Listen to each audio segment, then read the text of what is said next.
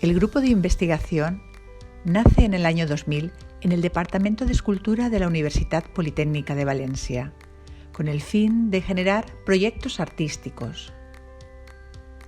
Nuestros objetivos se centran en preservar los espacios naturales, en crear conciencia social y en promover el respeto medioambiental.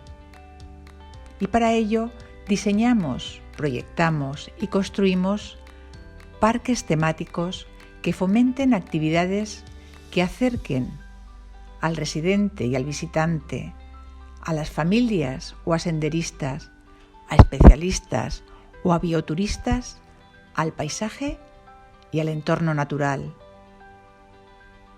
El arte preserva la naturaleza.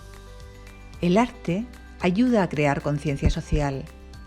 El arte dinamiza los espacios naturales y nos educa en el respeto a nuestro hábitat. El arte reconstruye paisajes degradados y recupera paisajes perdidos.